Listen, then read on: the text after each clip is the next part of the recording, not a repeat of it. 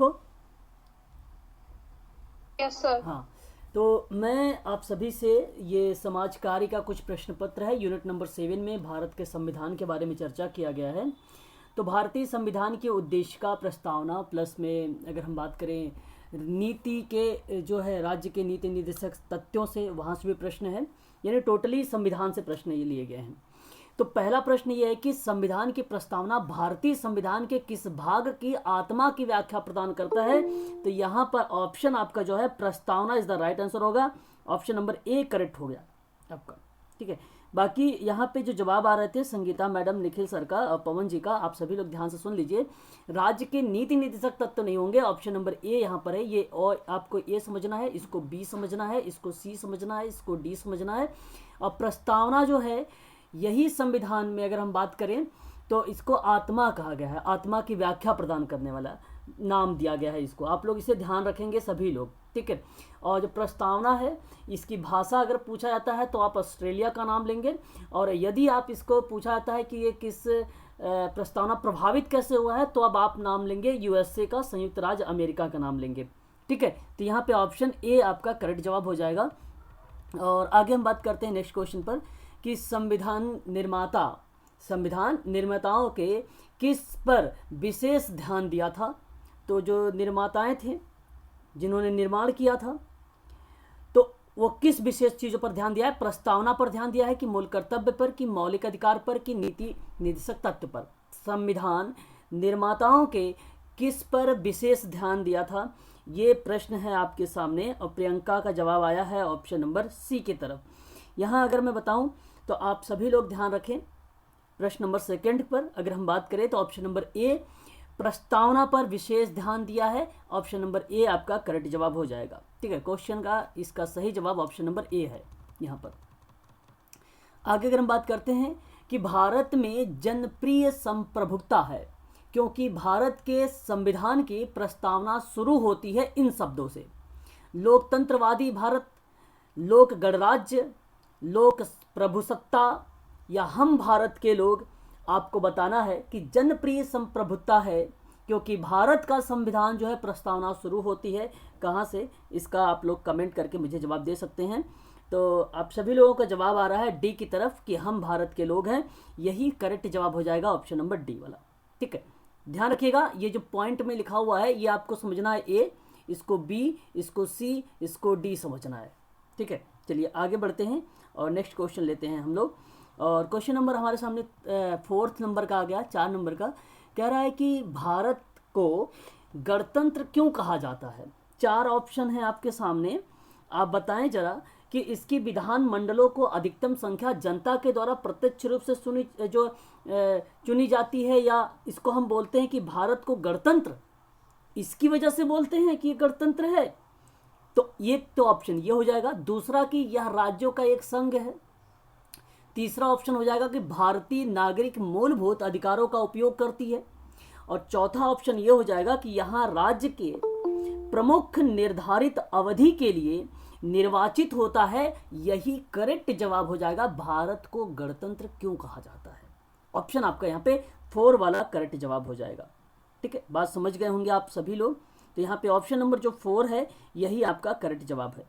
आगे बढ़ते हैं और ये सारे प्रश्न इंपॉर्टेंट है, आप सभी लोग देखिए एक बार अच्छे से इसको। भारत है एक डैश धर्मनिरपेक्ष राष्ट्र है, हिंदू राष्ट्र है, हिंदू मुस्लिम राष्ट्र है, इनमें से कोई नहीं। तो ये आपको बताना है। भारत है एक क्या धर्मनिरपेक्ष राष्ट्र है, ये ऑप्शन आपका सही माना जाएगा, ऑप्शन नंबर ए, ठीक है। क्वेश्चन नंबर अगर हम नेक्स्ट की बात करते हैं, धर्मनिरपेक्ष का अर्थ क्या है? धर्मनिरपेक्ष का अर्थ क्या है? पहला ऑप्शन कहता है कि जिस देश का अपना कोई धर्म ना हो, और दूसरा ऑप्शन कहता है कि सरकार द्वारा धर्म का संरक्षण हो। थर्ड ऑप्शन कहता है कि सभी धर्मों का महत्व स्वीकार करना हो। ऑप्शन डी कह रहा है कि राष्ट्र धर्म का विशेष संवैधानिक महत्व हो। क्वेश्चन नंबर हमारे सामने 6 है और इसका सही जवाब हो जाएगा सभी धर्मों का महत्व स्वीकार करना। ऑप्शन नंबर यहाँ पे जो आपका दिख रहा है सी वाला, ऑप्शन नंबर जो सी दिख रहा है यही आपका करेक्ट जवाब हो जाएगा, C4, ठीक है। ये आपको ध्यान रखना होगा। आगे हम बात करते हैं क्वेश्चन का कि भारत एक धर्म निरपेक्ष राज्य है, इसका मतलब है कि भारतीय राज्य, ऑप्शन ए कह रहा है कि धर्म धन वृद्धि नागरिकों का समर्थन करता है, ऑप्शन बी कहता है कि बहुसंख्यक समुदाय के धर्म का समर्थन करता है, ऑप्शन सी कहता है कि अल्पसंख्यक समुदाय के धर्म का समर्थन करता है, ऑप्शन डी कहता है कि किसी निश्चित धर्म का समर्थन नहीं करता है। तो क्वेश्चन नंबर 7 का अगर हम बात करें तो किसी निश्चित धर्म का समर्थन नहीं करता है, यही आपका करेक्ट जवाब हो जाएगा, ऑप्शन नंबर 4 वाला।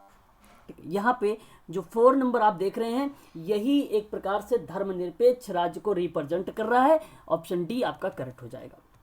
आगे बात करते हैं गणतंत्र। यहाँ पर बात किया गया है कि गणतंत्र होता क्या है ना, तो ये आपको मीनिंग बताना है और आप सबको अच्छे तरीके से पता होगा, है ना। तो ध्यान रखें, केवल एक लोकतांत्रिक राज्य है, इस वजह से इसको कहा जाता है। दूसरा आपसे पूछ रहा है कि अध्यक्षीय पद्धति शासन प्रणाली शासन वाला राज्य है, ये होगा। और थर्ड वाले कह रहा है ऑप्शन में आपका कि संसदीय पद्धति शासन वाले राज्य हैं, इसकी वजह से। ऑप्शन यहाँ पर अगर हम 4 की बात करें कि राज्य जहाँ पर अध्यक्ष वंशानुगत रूप में ना हो, किसको रिप्रेजेंट करता है या कौन ऐसा रिप्रेजेंट कर रहा है जो आपको बता रहा है गणतंत्र को। तो यहाँ जवाब भी आ रहे हैं, पवन जी का, संगीता मैडम का, निखिल सर का, है ना, ललिता जी का जवाब आ रहा है, रूपम जी का भी जवाब आ रहा है। तो मैं आपको बताना चाहूँगा इस प्रश्न का जो करेक्ट जवाब होगा, राज्य जहाँ पर अध्यक्ष वंशानुगत रूप में ना हो, यही सही जवाब होगा, ऑप्शन नंबर 4 वाला। ठीक है, तो ये बेसिकली गणतंत्र होता है, ये आप ध्यान रखेंगे सभी लोग। ठीक है, आगे हम बात करते हैं क्वेश्चन नंबर 9 के बारे में। आपसे ये क्या बोल रहा है, कह रहा है कि निम्नलिखित में से वह कौन सा है जिसका जी क्या कह रहे हैं आप? 8वां वाला क्वेश्चन। 8वां वाले क्वेश्चन का करेक्ट जवाब हो जाएगा गणतंत्र होता क्या है। तो एक तो जाहिर सी बात है लोकतांत्रिक राज्य है, जो अध्यक्षीय पद्धति है वो शासन वाला राज्य है गणतंत्र, संसदीय पद्धति वाला शासन वाला राज्य है। लेकिन अगर राज्य का कोई अध्यक्ष है तो वंशानुक्रम में नहीं होगा कि अगर कोई प्रधानमंत्री जैसे मोदी जी हैं तो उनके कोई परिवार का नहीं होगा, जरूरी ये नहीं कि वही आए, कि कोई भी आ सकता है।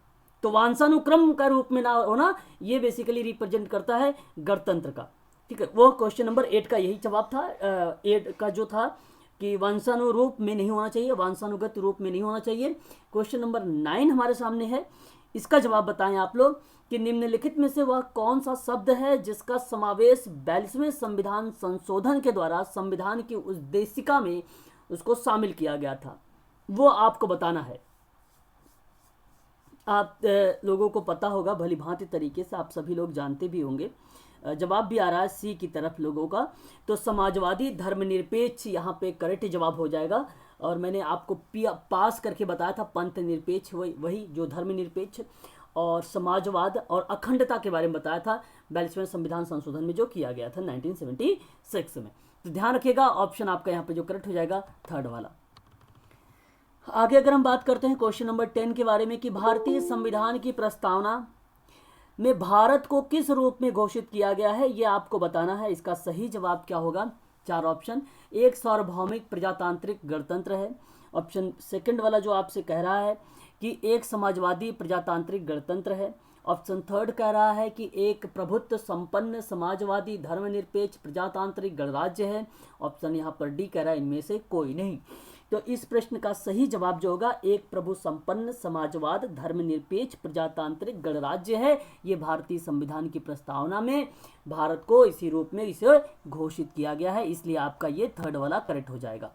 ठीक है, आगे हम बात करते हैं क्वेश्चन नंबर 11 यानी 11 के बारे में। कह रहा है कि भारत एक गणतंत्र है, इसका अर्थ क्या होता है आपको बताना है। आप यहाँ पर अगर हम बात करें ऑप्शन ए को, कहता है कि सभी मामलों में अंतिम अधिकार जनता के पास होता है। बी कह रहा है कि भारत में संसदीय शासन व्यवस्था है। यहाँ सी ऑप्शन लिखा हुआ है, समझ लेना है आप लोगों को कि भारत में जो वंशानुगत शासन नहीं है। और ऑप्शन यहाँ पे जो 4th लिखा हुआ है डी कि भारत राज्यों का एक संघ है। तो यहाँ पे जो भारत का गणतंत्र है इसका अर्थ क्या होता है यह आपको बताना है। इसका सही जवाब, मैंने अभी एक प्रश्न आया हुआ था वो दूसरे लैंग्वेज में था, दूसरे भाषा में था। यहाँ पर इस प्रश्न का अगर हम सही जवाब दें तो ऑप्शन नंबर आपका थर्ड वाला करेक्ट हो जाएगा। ठीक है, आगे हम बात करते हैं कि निम्नलिखित में से कौन सा शब्द जो भारत के संविधान की उद्देशिका में शामिल नहीं किया गया है, यह आपको बताना है। क्वेश्चन नंबर 12 के बारे में अगर हम बात करें तो समाजवाद के बारे में चर्चा किया गया है, पंथ निरपेक्ष के बारे में बात किया गया है, प्रभुत्व संपन्न के बारे में जिक्र किया गया है, लेकिन लोक कल्याण के बारे में बात नहीं की गई है, इसलिए ऑप्शन आपका 4 वाला सही हो जाएगा।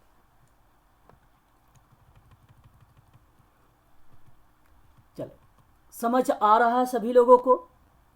क्वेश्चन नंबर हम ले लेते हैं 13। कल्याणकारी राज्य का उद्देश्य है क्या है? अधिकतम संख्या का अधिकतम कल्याण सुनिश्चित करना। ऑप्शन बी, कमजोर वर्गों के कल्याण का प्रबंधन करना। ऑप्शन सी, कि सभी नागरिकों को स्वास्थ्य सुविधाएं प्रदान करना। ऑप्शन डी, उपरोक्त में से कोई नहीं। कल्याणकारी राज्य का उद्देश्य क्या होगा?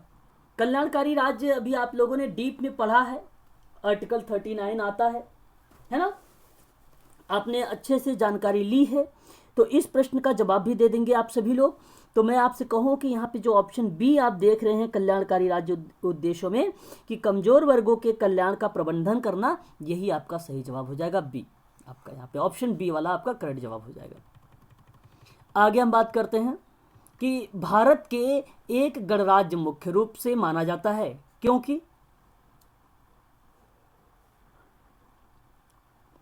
जवाब बताएं आप क्वेश्चन नंबर 14 का, कि एक अध्यक्ष का चुनाव होता है, तो यही करेक्ट जवाब हो जाएगा कि भारत के एक गणराज्य मुख्य रूप से माना जाता है राज्य अध्यक्ष का चुनाव को। तो आप यहाँ पर ऑप्शन जो ए देख रहे हैं यही करेक्ट है।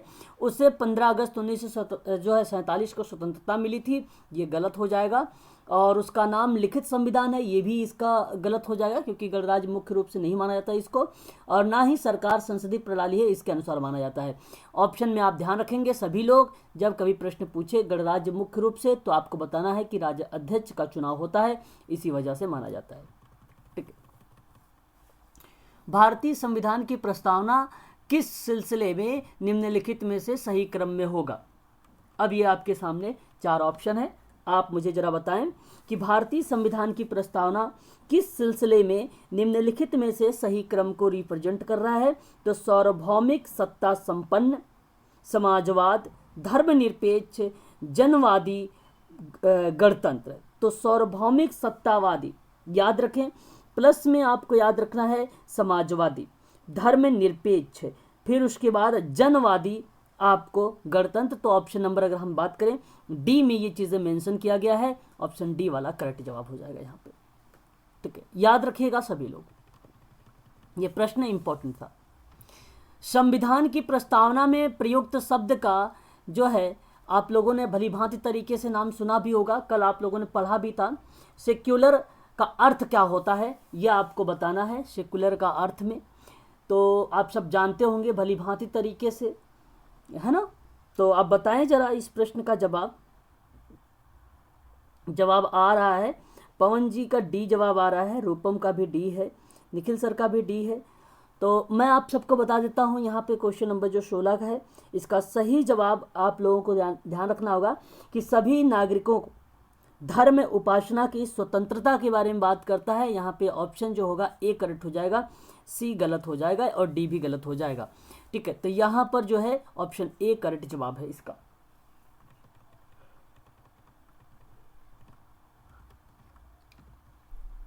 भारतीय संविधान की प्रस्तावना में लिखित हम भारत के लोग से क्या अर्थ निकला है? कल मैंने शायद आप लोगों को इसके बारे में बताया भी था शुरुआत में, है हम भारत के लोग हैं। इसका सही जवाब आप लोगों को चुनाव करना है। क्वेश्चन नंबर 17 मैंने आप लोगों को कल इस प्रश्न के बारे में चर्चा किया था कि संविधान भारत के लोगों ने अंगीकृत किया, संप्रभुता भारत के लोगों में निहित है, भारत के लोग संविधान के मूल स्रोत हैं, संविधान की समस्त शक्तियों के केंद्र बिंदु है अंतिम प्रभुसत्ता भारत के लोगों में निहित है। तो इसका सही जवाब क्या होना चाहिए कि संविधान का निर्माण भारत की जनता के द्वारा हुआ है। यही आपका करेक्ट जवाब हो जाएगा। ऑप्शन नंबर बी में लिखा हुआ है, तो यही सही जवाब है, सेकंड वाला।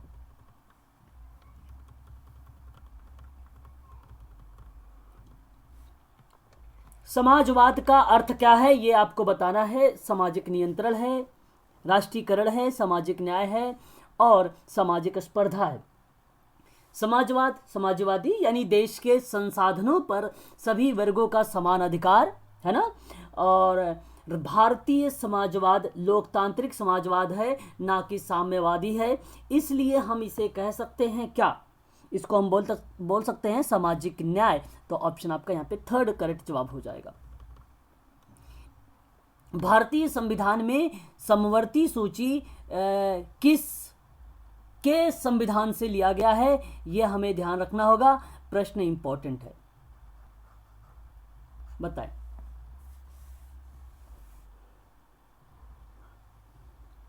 ऑस्ट्रेलिया से लिया गया है, आप सबको पता होगा। ऑसम, ऑसम क्यों? क्योंकि ऑस्ट्रेलिया दूर है। हमने एक ट्रिक बनाया था, तो यहाँ पे आप सभी लोग ध्यान रखेंगे। आगे हम बात करते हैं कि भारतीय संविधान की आत्मा किसे कहा जाता है। प्रस्तावना को, कि मूल अधिकार को, नीति निदेशक तत्व को, कि उपरोक्त सभी को। किसको बोला जाता है? क्वेश्चन नंबर 20 है। और आत्मा किसे कहा जाता है ना। तो प्रस्तावना को बोला जाता है ना, ध्यान रखेंगे। भीमराव अंबेडकर जी ने किसे बोला है भारतीय संविधान का कौन सा वह अनुच्छेद है उन्होंने बोला कि भाई ये संविधान की आत्मा है? 32। अनुच्छेद नंबर 32। ध्यान रखेंगे सभी लोग, बहुत बढ़िया जवाब, ये चीजें ध्यान रखेंगे सभी लोग। तो यहाँ पे करेक्ट जवाब हो जाएगा ऑप्शन आपका ए, प्रस्तावना इज द राइट आंसर हो जाएगा। क्वेश्चन नंबर हम 21 के बारे में बात करते हैं। भारत में जो है लौकिक सार्वभौमिकता है, क्योंकि संविधान प्रस्तावना प्रारंभ है या प्रारंभ होती है। तो इसका सही जवाब क्या होगा? क्वेश्चन नंबर 21 का अगर हम बात करें, हम भारत के लोग शब्दों से, ये भारत में लौकिक सार्वभौमिकता है, क्योंकि संविधान की प्रस्तावना प्रारंभ ही होती है कि हम भारत के लोग के शब्दों से ही। तो आपका यही सही जवाब हो जाएगा, ऑप्शन ए आपका सही जवाब है 21। क्वेश्चन मैंने थोड़े ज़्यादा लिए हैं, इसलिए थोड़ा तीव्र गति से चल रहा हूँ। बाकी अगर आप लोग अपने डाउट्स अगर आप पूछेंगे तो मैं आप लोगों को बता दूंगा, ठीक है। भारतीय संविधान की प्रस्तावना पर किस क्रांति का प्रभाव नहीं झलकता है? तो यहाँ सही जवाब अगर मैं बात करूँ आप लोगों से, तो आप सबको पता होना चाहिए चीन की क्रांति। देखिए ध्यान रखिएगा सभी लोग, प्रस्तावना विश्व के 3 क्रांतियों को दर्शाती है। इन 3 क्रांतियों का नाम आपको पता होना चाहिए, तभी ऐसे प्रश्नों का आप सरल तरीके से कर पाएंगे। एक थी अमेरिका की क्रांति 1976 की, जिसमें राजनीतिक और व्यक्तिगत स्वतंत्रता के बारे में बात की गई थी, वो थी आपकी अमेरिका की क्रांति। नोट करिएगा, समझिएगा 1976 का। एक था आपकी फ्रांसिस क्रांति, और फ्रांसिस क्रांति के बारे में बात करें तो 1789 में स्वतंत्रता, समानता, बंधुत्व के बारे में बात करता है ये, जो इस क्रांति के माध्यम से बेसिकली प्रस्तावना का दर्शन जो एक प्रकार से है वो झलकता है। एक था आपकी रूसी की क्रांति, रूसी की क्रांति नहीं दिया हुआ है, 1917 था, जो आर्थिक समानता और आदर्श को रिप्रेजेंट करता था, ठीक है। ये आप लोग ध्यान रखिएगा एग्जाम में। यहां अगर हम नेक्स्ट क्वेश्चन की बात करते हैं, इसका सही जवाब ऑप्शन नंबर 4 हो जाएगा, चीन की क्रांति। मूल भारतीय संविधान के अनुसार भारत एक डैश है क्या? मैं आप सबके जवाब जानना चाहूंगा यहां पर कि आप सभी क्या बताना चाह रहे हैं, बताएं। हाँ, यहां जवाब आया है रूपम जी का बी, ठीक है भाई। पवन जी का भी बी आया है।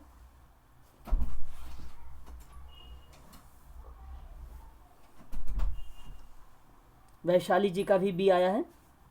तो यहाँ जो प्रभु संपन्न लोकतांत्रात्मक, ठीक है, यहाँ पे अगर ऑप्शन ए को देखिए आप लोग कि प्रभुत्व संपन्न और लोकतंत्रात्मक गणराज्य की बात हो रही है, तो ये मूल भारतीय संविधान के अनुसार भारत का एक प्रभु संपन्न लोकतंत्रात्मक गणराज्य है।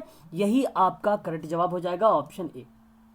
ठीक है, ऑप्शन ए आपका करेक्ट जवाब हो जाएगा। ठीक है, चलिए आगे हम बात करते हैं। नेक्स्ट क्वेश्चन लेते हैं कि भारतीय संविधान के अंतर्गत भारतीय लोकतंत्र के आदर्शों को हम कहाँ देख सकते हैं? भाग 1 में, प्रस्तावना में, भाग 2 में, भाग 3 में। शायद ये कल प्रश्न भी था, आप लोगों ने इसका जवाब भी बताया होगा। बताएं आप लोग। ऑप्शन सी की तरफ जा रहे हैं सभी लोग। संगीता जी अच्छा बी की तरफ जा रहे हैं कि वही प्रस्तावना होगा यहाँ पे सही जवाब। और मैं आपको बता दूं, ये प्रस्तावना ही करेक्ट जवाब है, जो भारतीय लोकतंत्र के आदर्शों को हम कह सकते हैं या हम देखते हैं ऐसे रूप में संविधान के। तो ऑप्शन आपका यहाँ पर सेकंड वाला करेक्ट हो जाएगा। 42वें संविधान संशोधन के द्वारा 1976 में प्रस्तावना में किस शब्द को नहीं जोड़ा गया था? ये बहुत इंपॉर्टेंट क्वेश्चन है, इस पे स्टार लगाइए, यूजीसी में जरूर आएगा, ये पूछा जाएगा, इसे आप ध्यान रखिएगा। तो आपको पता होगा गुट निरपेक्ष, तो आप कभी को मैंने बताया नहीं आप सबको, लेकिन आपको पंथ निरपेक्ष, धर्म निरपेक्ष बताया है, समाजवादी बताया है, एकता बताया है, अखंडता बताया है ना? तो अखंडता यानी पास में आ जाता है, तो इसलिए आप इसे ध्यान रखेंगे। ऑप्शन यहाँ पर थर्ड वाला नहीं था।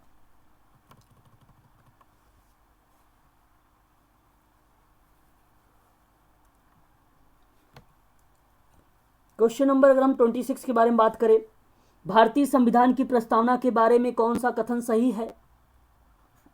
तो आप सबको पता होगा भली भांति तरीके से। तो समाजवादी धर्मनिरपेक्ष शब्द 1950 में लागू, ये देखो नहीं है।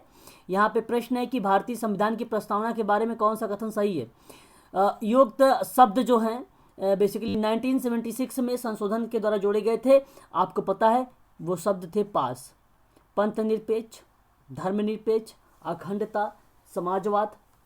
अखंडता को ही एकता भी के रूप में हम देख सकते हैं।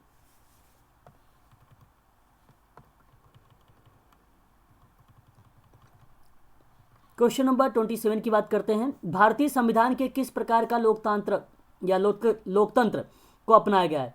संवैधानिक राजतंत्र, वंशानुगत लोकतंत्र, लोकतांत्रिक राजतंत्र, लोकतांत्रिक गणतंत्र।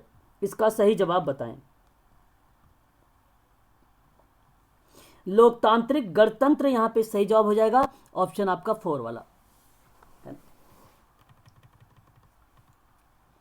भारतीय संविधान की प्रस्तावना में वर्णित लोकतंत्र की किस रूप में स्वीकारा है, यह आपको बताना है।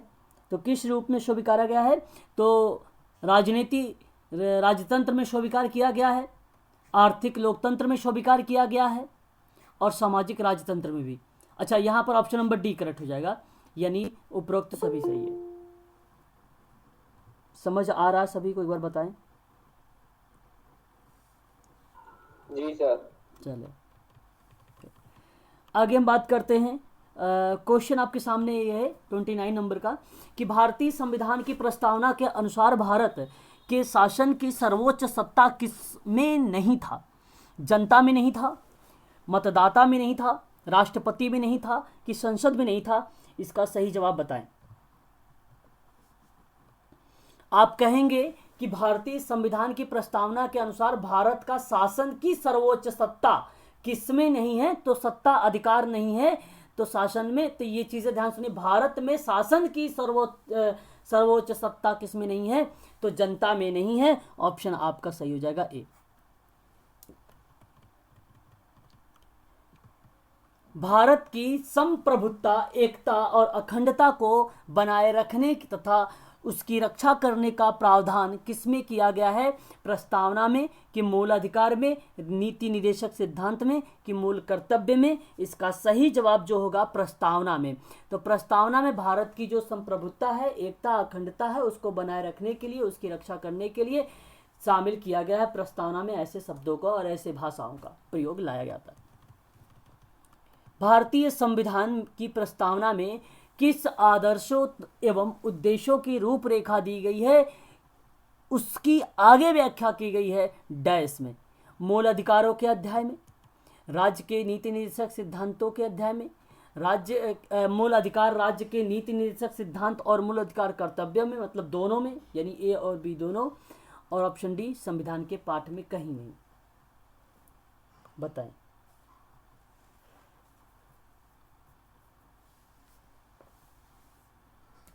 यहां अगर हम बात करें तो इसका जो सही जवाब होने वाला है कि मूल अधिकार राज्य के नीति निर्देशक सिद्धांत और मूल कर्तव्यों दोनों में, यानी ए और बी दोनों यहाँ पे सही हो जाएंगे।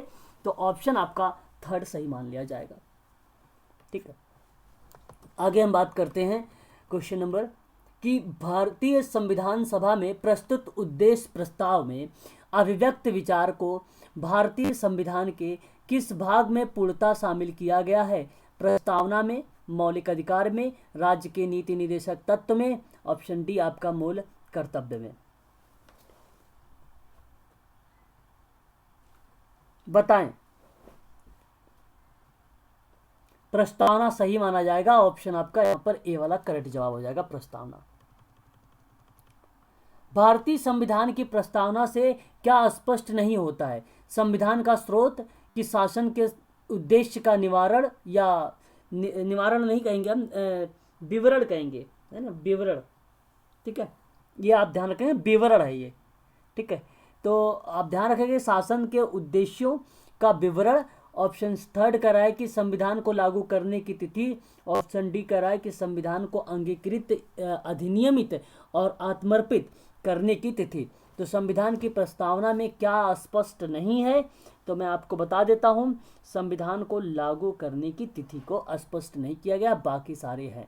तो यहाँ पे ऑप्शन थर्ड वाला सही जवाब हो जाएगा। ठीक है, भारतीय संविधान की प्रस्तावना में देश का कौन सा नाम उल्लेखित है? प्रस्तावना में भारत, भारतवर्ष, भारत हिंदुस्तान, भारत इंडिया। तो अगर आप देखेंगे तो भारत जो शब्द है इसका प्रयोग किया गया है प्रस्तावना का बारे में, प्रस्तावना जहाँ पे लिखी गई है। याद रखिएगा आप सभी लोग, ये क्वेश्चन बहुत इंपॉर्टेंट है। आगे अगर हम बात करते हैं क्वेश्चन नंबर 35 के बारे में कि भारतीय संविधान किसके द्वारा स्वीकृति प्रदान किया गया या स्वीकृति किया गया है? संविधान सभा के द्वारा, भारत के संसद के द्वारा, कि प्रथम निर्वाचित सरकार के द्वारा, कि भारत की जनता के द्वारा? भारतीय संविधान किसके द्वारा स्वीकृत किया गया है? तो आपको पता होना चाहिए कि भारत की जनता के द्वारा, और भारत की जनता के द्वारा ऑप्शन नंबर 4 में है ना। आगे बात करते हैं, भारत की संप्रभुता किसमें निहित होती है? भारतीय संसद में, राष्ट्रपति में, कि प्रधानमंत्री में, कि भारत की जनता में? आप जवाब बताएंगे।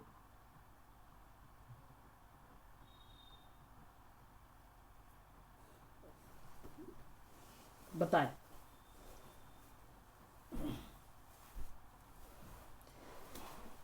यहां अगर हम बात करें क्वेश्चन नंबर 36 का, सही जवाब जो हो जाएगा भारत की जनता में, ऑप्शन आपका डी वाला करेक्ट हो जाएगा, यहाँ पे 4 वाला।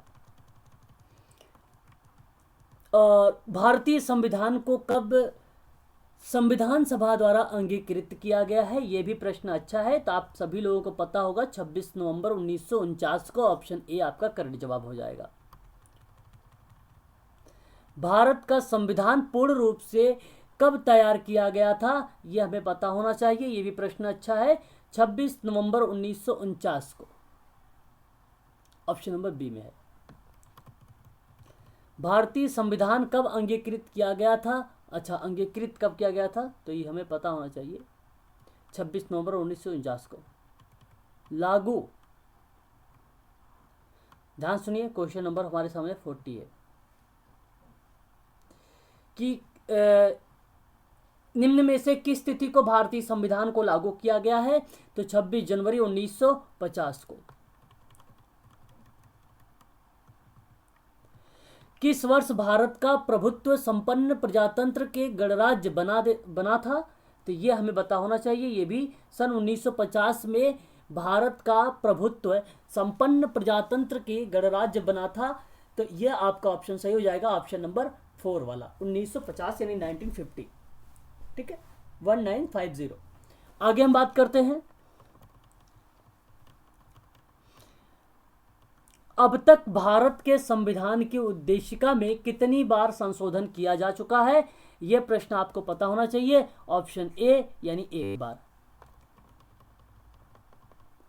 भारत के संविधान की प्रस्तावना में प्रथम संशोधन कब किया गया है, यह आपके सामने चार ऑप्शन है और वह संशोधन किया गया था 1976 में। कौन सा नंबर का संशोधन था ये?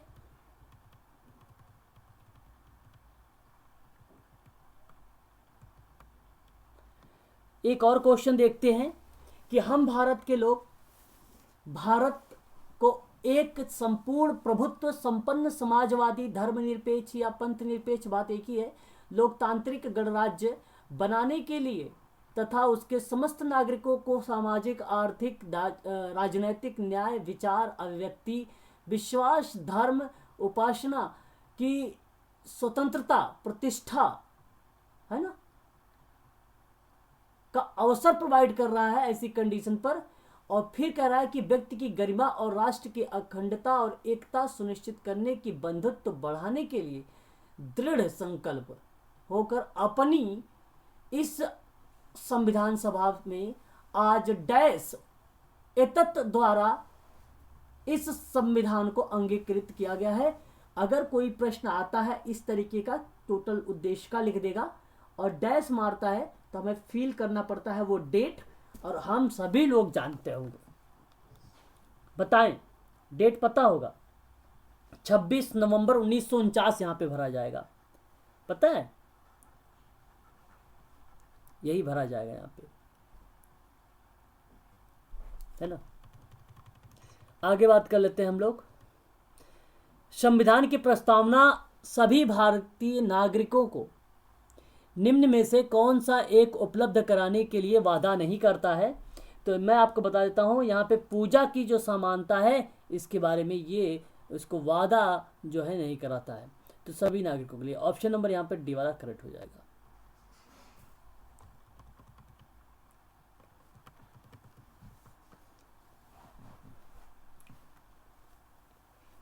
चलिए,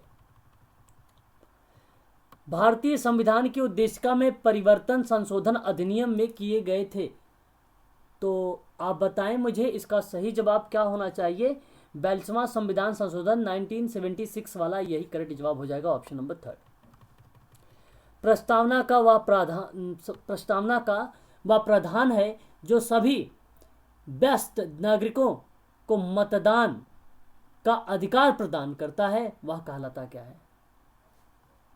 तो वह कहलाता है प्रजातंत्र। ऑप्शन बी आपका सही जवाब है, प्रजातंत्र। प्रजातंत्र। भारतीय संविधान के किस संशोधन के द्वारा प्रस्तावना में दो शब्द समाजवादी और धर्मनिरपेक्ष जोड़े गए थे? 42वां संविधान संशोधन। सर, गणतंत्र और प्रजातंत्र शब्द में क्या अंतर है? देखो, प्रजातंत्र जो है वो लोकतंत्र, जहाँ पे जनता का शासन वगैरह के बारे में बता देता है, और गणतंत्र कहीं ना कहीं हमें रिप्रेजेंट करता है गणराज्य से और बताता है कि ये भारत का एक ही राष्ट्राध्यक्ष होगा, राष्ट्रपति होगा, निर्वाचित होगा, अनुवांशिक नहीं होगा। इस तरीके के शब्दों को बताया जाता है इस तरीके से गणराज्य को और लोकतंत्र को। ठीक है, यहाँ पे अगर हम बात करें 42वें संविधान संशोधन के द्वारा प्रस्तावना में कौन से शब्द को जोड़ा गया था, तो यहाँ पर एक ही शब्द दिखाई दे रहा है हमें, समाजवाद। तो यही हमें करेक्ट जवाब हो जाएगा, हमें यही सही लगाना है, थर्ड को, यानी सी वाला। भारतीय संविधान के किस भाग में स्पष्ट रूप से घोषणा की गई है कि भारत एक धर्मनिरपेक्ष राज्य है, यह हमें बताना है। तो संविधान की प्रस्तावना में, ऑप्शन आपका यहाँ पे बी सही जवाब हो जाएगा। तो हमने इस तरीके से कुल टोटल अभी तक में देखे हैं 50 क्वेश्चन। ठीक है, बस आज के लिए इतना ही करेंगे हम सभी लोग। ठीक है, कल मैं आप लोगों के और भी क्लासेस आगे बढ़ा दूंगा, 2 दिन के बाद, 2 या 3 दिन के बाद क्लासेस बढ़ा दूंगा। ठीक है, कोई डाउट है पूछ लीजिए आप सभी लोग।